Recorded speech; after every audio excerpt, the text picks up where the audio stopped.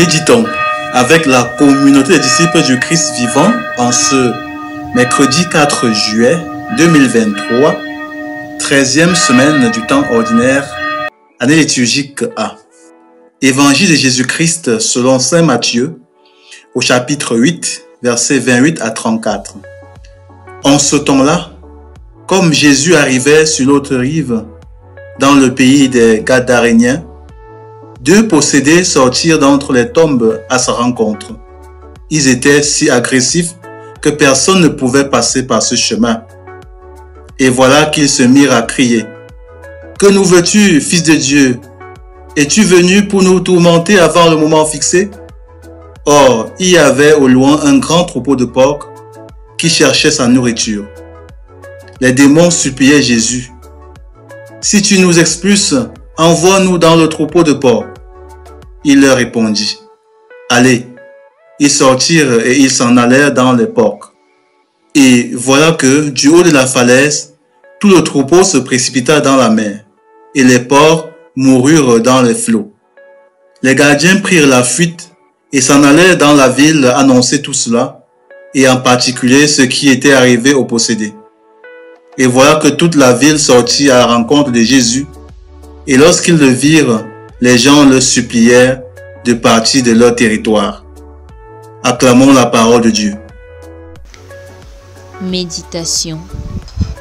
Frères et sœurs dans le Seigneur, rendons gloire à notre Dieu qui ne veut rien d'autre que notre salut et notre bonheur, comme nous le montrent si bien les textes de ce jour. Penchons-nous principalement sur l'Évangile qui décrit la scène de la délivrance de deux possédés. Ce texte est divisible en 3 temps. Le premier temps est la sortie des tombeaux pour aller à la rencontre de Jésus. Les deux possédés sentent la présence d'une force qui peut les aider et ils vont vers elle, malgré que les hommes les aient rejetés et peut-être dit que leur cas était sans espoir. Le deuxième temps est la réplique de l'esprit mauvais. Le malin pense qu'il a une période à lui pour torturer les enfants de Dieu. C'est pourquoi il dit à Jésus: « Es-tu venu pour nous tourmenter avant le moment fixé ?» Mais Jésus lui montre qu'il se trompe, car à tout moment, le mal doit être chassé. Ce qui nous conduit au 3e temps, où le Seigneur Jésus délivre les deux possédés au détriment du troupeau de porcs, nous montrant ainsi la valeur de la vie humaine aux yeux de Dieu. Pour lui, chacun a droit au bonheur et au salut. Dieu n'a pas de part avec la souffrance, encore moins avec le malin, et ce n'est pas eux qui décident dans notre vie, mais le Dieu unique qui nous a rachetés au prix du sang de son Fils. Hélas, parfois nous nous apitoyons tellement sur notre sort que nous refusons de faire le pas vers la réussite ou la délivrance. On se dit qu'on a déjà trop souffert, trop essayé sans succès. On se compare aux gens de notre génération dont la situation est meilleure. On se met à croire qu'on est maudit, qu'on est bon à rien, et on se renferme sur soi. En fait, on est encore vivant, mais on semble mort parce que nous avons par notre découragement et notre détachement de Jésus, creuser des tombeaux pour nous-mêmes. Aujourd'hui, c'est dans notre ville, notre village, notre quartier que Jésus entre. Osons sortir de nos tombeaux, des cocons de nos souffrances où nous pensons être condamnés à jamais, et allons à sa rencontre. Portons tout le mal qui nous tourmente, qu'il soit physique ou spirituel, maladie, chômage, ruine financière, instabilité dans le foyer, échec, famine, peur et autres. Pleurons, crions même si nous le voulons, mais faisons-le en allant vers Jésus, comme ces possédés, et non en lui fermant la porte de notre vie, comme les Gadaréniens. C'est auprès de lui que se trouve la solution, et aucun enfant de Dieu n'est destiné à souffrir sans fin. Alors, ne renvoyons pas nous-mêmes notre délivrance à plus tard.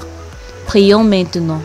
Supplions Dieu avec sincérité, car comme nous le dit le psalmiste, un pauvre crie, le Seigneur entend, Il le sauve de toutes ses angoisses. C'est ainsi que le Seigneur entendit la voix du jeune Ismaël qui pleurait sous le buisson où l'avait laissé sa mère, comme nous le décrit la première lecture de ce jour.